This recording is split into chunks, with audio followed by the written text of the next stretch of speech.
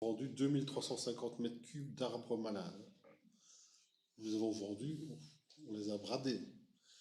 Si on se rappelle, on vendait les arbres, les épicéas, à 70-80 euros du mètre cube. Ici, les 2350 euros ont été vendus à 12,20 euros.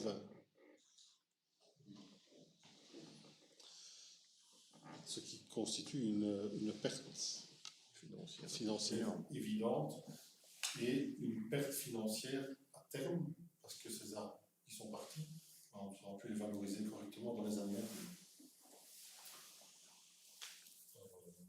Au niveau financier, la crise des scolytes a limité les ventes de bois à l'automne. Nous avons vendu des bois pour 364 950 euros au mois d'octobre. Il faut savoir qu'à l'époque, il y a 2 lots qui ont été retirés. Ils avaient été estimés à 81 000 pour un, 81 900 pour l'autre.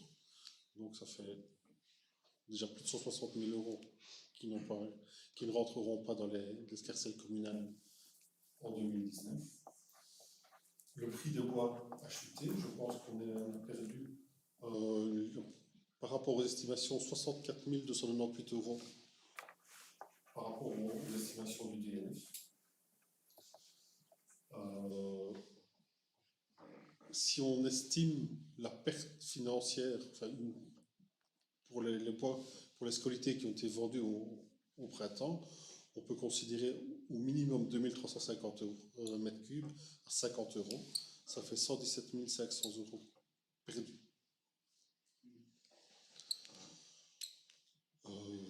Oui, alors si je vous dis qu'avec les ventes de gré à gré et la vente de printemps, on arrive à un total de 401 000 euros vendus, alors que nous avions budgétisé 700 000 euros.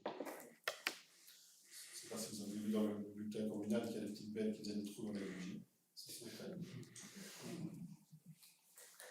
Alors, je vais en profiter pour ajouter quelque chose. Ce qui nous dérangeait vraiment beaucoup, c'était ces propriétaires que l'on a avertis. Je veux dire, au niveau communal, on essaye d'éliminer tous les scolites parce qu'il faut qu'ils partent pour ne pas qu'il puisse y avoir des envols d'insectes. Ici, on se rend bien compte, et vous vous rendez bien compte que quand vous circulez dans la commune, vous voyez, ou dans les autres communes aussi, hein, encore pire peut-être même dans d'autres communes, il y en a encore plus, encore debout en tout cas. Et je me suis renseigné pour voir si on avait une possibilité d'obliger ces personnes à couper leurs arbres, leurs sapins scolités.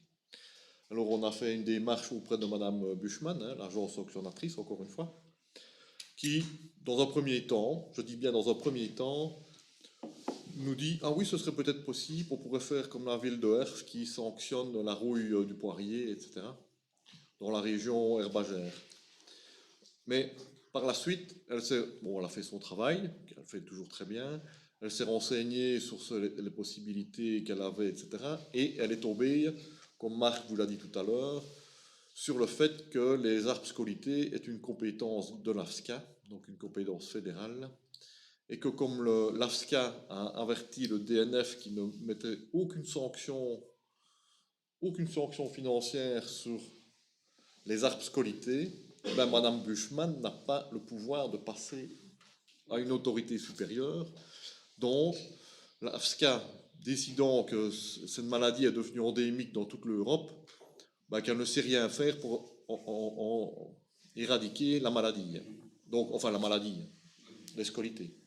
Donc voilà, donc là, on n'a pas de possibilité d'obliger les privés à couper leurs arbres scolités. Pourtant, franchement, je crois que je ne sais pas si des petits propriétaires privés se rendent bien compte que leur parcelle de bois d'épicéa, en 2-3 ans, il n'y aura peut-être absolument plus rien. Donc le capital qu'ils ont pour l'instant dans leur bois, peut-être que dans 2-3 ans, il ne restera plus rien. Hein, parce qu'il y a, vous voyez, des parcelles de privés où il y a peut-être un demi-hectare, 1 hectare, il y a peut-être 150, 200 arbres scolités, et ça ne va pas s'arrêter comme ça. Hein. Surtout qu'on est parti, comme vous voyez, dans une période encore très très sec. Voilà, donc là, c'est vrai que c'est inquiétant pour toutes les communes et pour tous les propriétaires de bois, je pense.